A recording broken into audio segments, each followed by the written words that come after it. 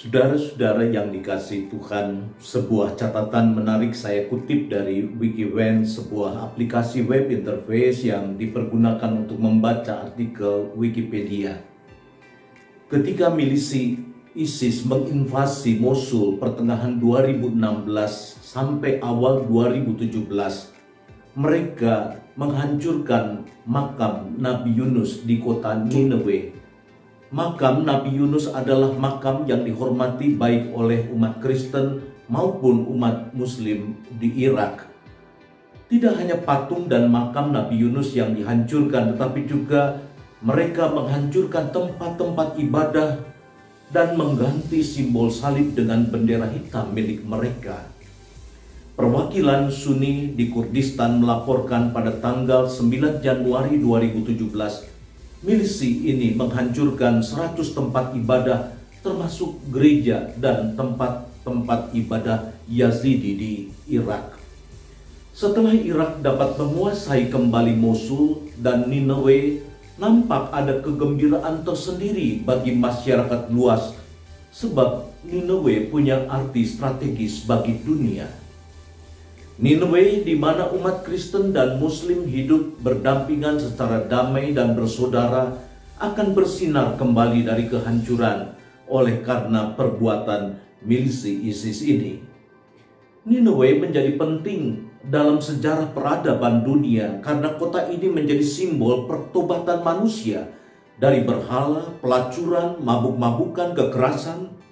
Nineveh sekaligus menjadi simbol pengampunan dari Allah yang satu, Allah yang penuh kasih, yang tidak jadi membinasakan umatnya jika dia telah melihat pertobatan manusia. Nineveh yang semula diabaikan oleh Yunus sekarang menjadi penting artinya bagi dunia ini. Kalau kita mengingat Nineveh, maka kita diingatkan tentang universalitas Allah. Allah bukan hanya milik umat Israel saja. Allah adalah Allah semua bangsa sebab Allah yang menciptakan semua manusia.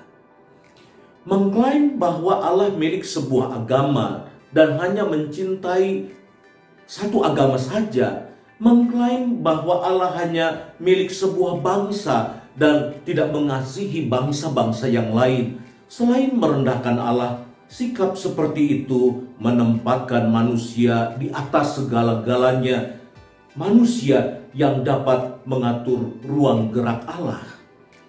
Sebenarnya kalau Allah tidak pakai Yunus juga bisa, bukan?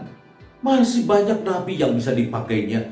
Tapi kalau Allah tetap memakai Yunus di tengah keberdosaannya melawan kehendak Allah, itu semua mau menunjukkan kemahabesaran Allah. Dan itu semua mau menunjukkan bahwa Allah yang kita sembah adalah Allah yang beranugerah. Yunus ketika memberitakan ajakan bertobat bagi kota Nineveh, ia lakukan dengan terpaksa. Mungkin ia memberitakannya asal-asalan, tidak disertai dengan kesungguhan hati. Oleh karena itu ketika Nineveh benar-benar bertobat, Yunus marah. Ia mengatakan kepada Allah lebih baik mati daripada hidup.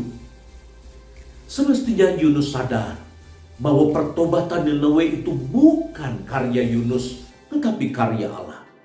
Bagaimana seseorang memberitakan firman Allah dengan asal-asalan bisa menyentuh hati seluruh penduduk kota Nineveh, kalau bukan pekerjaan Allah yang melampaui pemberitaan Yunus?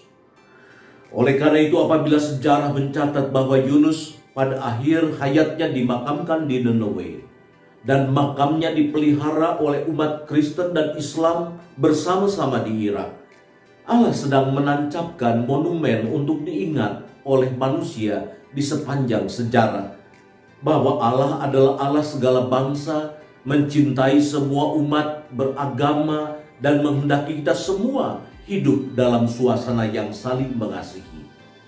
Kata-kata terakhir Allah kepada Yunus yang marah kepadanya mengatakan demikian. Engkau sayang kepada pohon jarak itu, yang untuknya sedikit pun engkau tidak berjerih payah dan tidak engkau tumbuhkan, yang tumbuh satu malam dan binasa dalam satu malam pula. Bagaimana tidak aku sayang kepada Niniwe, kota yang besar itu, yang berpenduduk lebih dari 120.000 orang, yang semuanya tidak tahu membedakan tangan kanan dari tangan kiri, dengan ternaknya yang sangat banyak. Yunus 4 ayat yang ke-11.